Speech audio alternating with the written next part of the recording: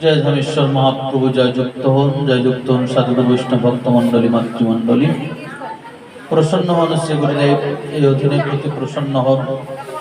কৃপাবারি বরিশন করুন নিতাই চাঁদ সপার সদে কৃপাবারি বরিশন করুন গৌরহরি। কৃপা দৃষ্টি নিক্ষেপ করুন শ্রী নীলাচল চন্দ্র। যুগল কিশোরের শ্রী চরণে শরণাগতি হয়ে গুরু বৈষ্ণবের চরণে প্রণতি জানিয়ে অদ্যকাল সন্ধ্যাকালীন সময়ে ভাগবতীয় কথা প্রসঙ্গে কালাতিপাত করার প্রয়াসী হলাম। ভাগবতীয় কথা প্রসঙ্গে কালাতিপাত করার সুযোগ করে দিয়েছেন গৃহস্থবাসী।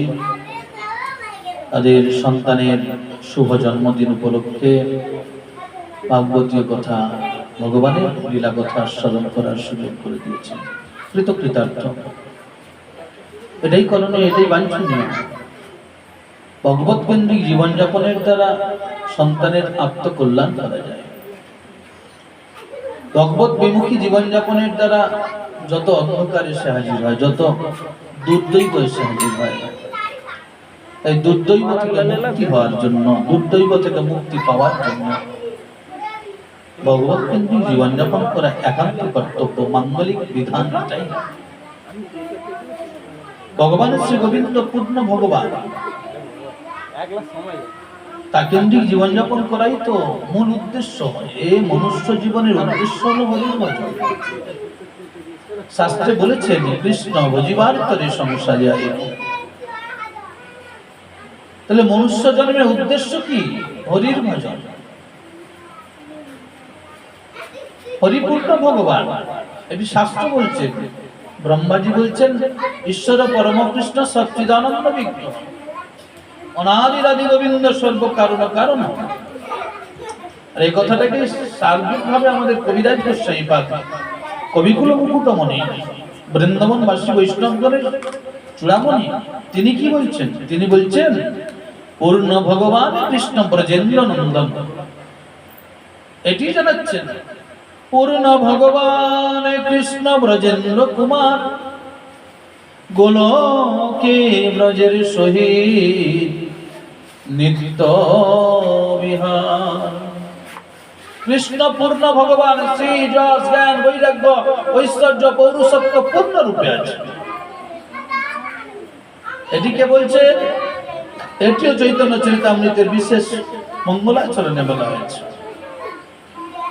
যদদ্বৈতং ব্রহ্ম উপনিষদি তদপ্যস্য তনুভা য আত্মান্তর্যামিতি সহস্রাংশ বিভব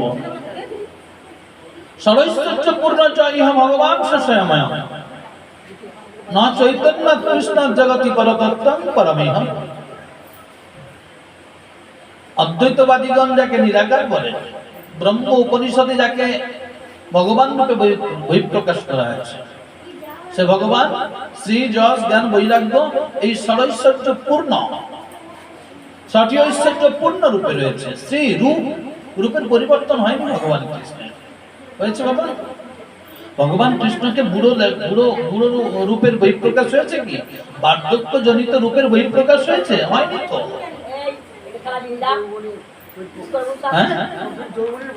একেবারে নবকৈষ্ণ নটবর। আমার এই কৃষ্ণ ভগবানের যশ কেমন দেখুন, দেখিয়ে দিচ্ছেন। যশটি কোথায়? বলে একই সঙ্গে দুটো জায়গায় প্রকাশিত হয়েছেন, একটা নন্দগৃহে আর একটা কংসের কারাগারে, মথুরাতে। দুটি তত্ত্ব আবার একত্রিত হয়েছে। অল্প বয়স সদ্যজাত শিশু সন্তান বাবার সঙ্গে আসবেন, বসুদেবের দ্বারা বাহিত হয়ে কংসের কারাগার থেকে বৃন্দাবনে আসবেন নন্দ মহারাজের গৃহে। বসুদেব শৃঙ্খলিত, কিন্তু ভগবান কৃষ্ণকে স্পর্শ করার সঙ্গে সঙ্গে শৃঙ্খল মুক্ত হয়েছে। যশ নয় এটা, খ্যাতি নয় এটা, যশ মানে তো খ্যাতি। শুধু তাই নয়, ঘরের দরজার কপাট বসুদেব সন্তানকে নিয়ে যাচ্ছেন নির্দেশ অনুযায়ী, দৈববাণী অনুযায়ী। কপাট মুক্ত হয়নি, দ্বার মুক্ত হয়নি, হয়েছে তো।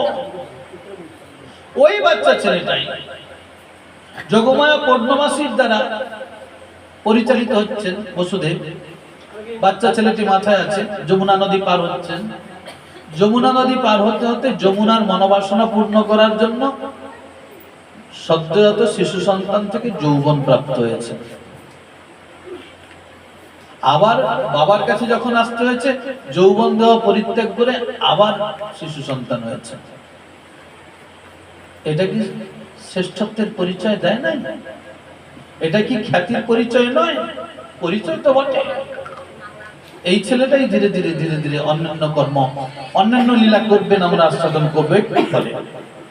কিন্তু আজকে দেখিয়ে দিচ্ছেন গোলকে ব্রজের সহিত নিত্য বিহার করে থাকেন। তাহলে ইনি কোথায় থাকেন? গোলকে থাকেন। ইনি গোলক অধিপতি শ্রী গোবিন্দ। গোবিন্দ নামের সার্থকতা আছে। গো অর্থে ইন্দ্রিয়, ইন্দু অর্থ পরিচালক। ইন্দ্রিয়গণের পরিচালক যিনি, ইন্দ্রিয়গণের বশীভূত নয়, ইন্দ্রিয়গণকে পরিচালিত করে থাকেন যিনি, তিনি গোবিন্দ। গোপজাতির হিতকারী যিনি, তিনি গোবিন্দ। গোজাতির হিতকারী যিনি, তিনি গোবিন্দ। নমো ব্রহ্মণ্য দেবায় গো ব্রহ্মণ্য হিতায় চ জগদ্দীতায় কৃষ্ণায় গোবিন্দায় নমো নমঃ। প্রণাম মন্ত্রে বলা হচ্ছে কিনা? ইনি কোথায় থাকেন? গোলকে থাকেন। গোলকে, গোলকেও ব্রজ আছেন। হ্যাঁ, গোলকেও ব্রজ আছেন। আবার এই ভূবৃন্দাবনে ভূব্রজেও আসেন, আসেন নিত্য, সেখানেও বিহার করেন। সময়ে সময়ে এখানে আসেন, সময়ে সময়ে নিত্য গোলকে নিত্য নিরন্তর আছেন। আবার যখন প্রয়োজন হয় তখনও ভূবৃন্দাবনে উনি আসেন। কখন? উনি কি বলে রেখেছেন? ইয়দা ইয়দা হি ধর্মস্য গ্লানির্ভবতি ভারত অভ্যুত্থানম অধর্মস্য তদ আত্মানম সৃজাম্যহম পরিত্রাণায় সাধুনাং বিনাশায় চ দুষ্কৃতাম ধর্ম সংস্থাপনায় অর্থায় সম্ভবামি যুগে যুগে। যখন যখন ধর্মে গ্লানি হয় তখন আসেন। কিন্তু যখন যখন মানে কতদিন অন্তর ঠাকুর? ওটা কিন্তু উনি বলেন নাই। উনি বলছেন যখন যখন ধর্মে গ্লানি হয়। জানেন মা, শ্রোতার থেকে না পাঠকের আসনটা একটু, যদি বক্তার আসনটা একটু উঁচুতে হয় তাহলে সবাইকে দর্শন হয়, আর সবাইকে দর্শন হলে বক্তার বলতে সুবিধা হয়, আর শ্রোতা যারা তাদেরও দর্শন করতে সুবিধা হয়। বক্তাকে দর্শন না করলে শুনে অত সুখ নেই। যাকে যাক, যা হয়েছে হয়েছে। আমি এখন এটা বলতে গেলাম এই কারণে একটু অসুবিধা হচ্ছে। দ্বিতীয়ত অন্য কোনোদিন কোনো পাঠককে যখনই যাই করুন না কেন, অন্তত একটু রাখলে সুবিধে হয়। ক্ষমা করুন, প্রসঙ্গক্রমে যাই। ঠাকুর আপনি বললেন ইয়াদা ইয়াদা হি ধর্মস্য, কিন্তু সেটা কোন সময় ওটা কিন্তু ভাগবত বললেন না। কে বলছেন? কবিরাজ গোস্বামী পাদ জানাচ্ছেন। কি বলছেন? ব্রহ্মার একদিনে তিহ একবার, ব্রহ্মার একদিনে তিহ একবার অবতীর্ণ হইয়া করেন প্রকট বিহার। ও ব্রহ্মার একদিন, আরে ব্রহ্মার একদিন সমান কতদিন? কবিরাজ গোস্বামী পাদ হিসেব দিচ্ছেন। ওমা অ্যাটেন্টিভলি যদি হয়, মনোসংযোগ দিয়ে যদি হরিকথা শোনা যায় তাহলে কিন্তু হরিকথা হবে। আর যদি মনোসংযোগ দিয়ে না হয় তাহলে যখন যেমন বলবেন তখন তেমন ভাবেই বিশ্রাম হয়ে যাবে। আরেকটা কি জানেন, যদিও বা বাচ্চা শিশু সন্তানদেরকে আমাদের উদীয়মান এদেরকে আগে রাখতে হবে, কিন্তু এদের মধ্যে চঞ্চলতা থাকে।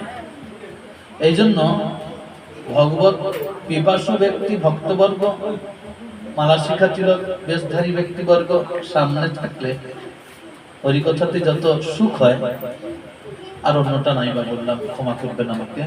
কে কোথায় আমার কথায় কষ্ট পেয়ে যাবেন, দুঃখ পেয়ে যাবেন। আমি তো দুঃখ দিতে আসিনি, একটু আনন্দ উপভোগ করবো হরিকথা শুনে।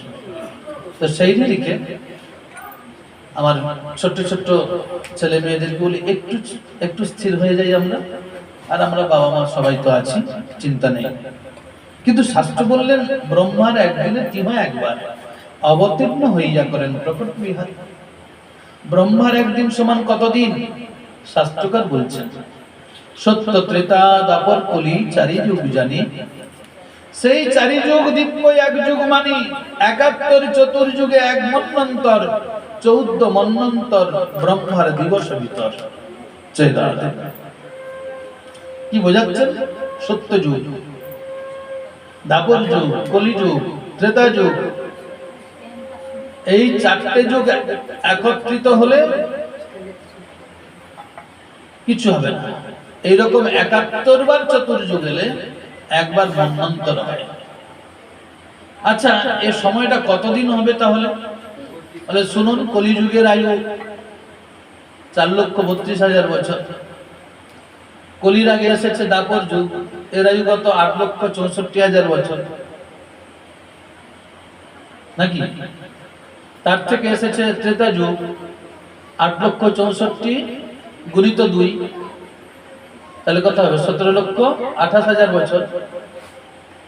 সত্য যুগ ১৭,২৮,০০০ গুণিত ২, মানে তার দ্বিগুণ। এইরকম সত্য, ত্রেতা, দ্বাপর, কলি ৪ যুগ ধরে যতটা সময় হয়, এইরকম সময়টা ৭১ বার হবে, তখন হয় এক মন্বন্তর। এইরকম ১৪টা মন্বন্তর হলে ব্রহ্মার একটা দিন হয়। আবার এইরকম ১৪টা মন্বন্তর হলে ব্রহ্মার একটা রাত্রি হয়। দিন রাত নিয়ে তো একটা দিন। তাই বলছে ১৪ মন্বন্তর ব্রহ্মার দিবস ভিতর। বৈবস্বত নাম এই সপ্ত মন্বন্তর, ২৭ চতুর্যুগ তাহার অন্তর। এইরকম ভাবে বলছেন অষ্টাবিংশ চতুর্যুগ দ্বাপরের শেষে ব্রজের সহিত হয় কৃষ্ণের প্রকাশে। অষ্টাবিংশ চতুর্যুগ দ্বাপরের শেষে ২৮ বার চতুর্যুগ যাবে, তারপর দ্বাপর যুগ আসবে। দ্বাপর যুগ শেষ হতে আর ১২৫ বছর বাকি। এই মত অবস্থায় ভগবান শ্রী গোবিন্দ ব্রজকে সঙ্গে নিয়ে ভূবৃন্দাবনে আসে।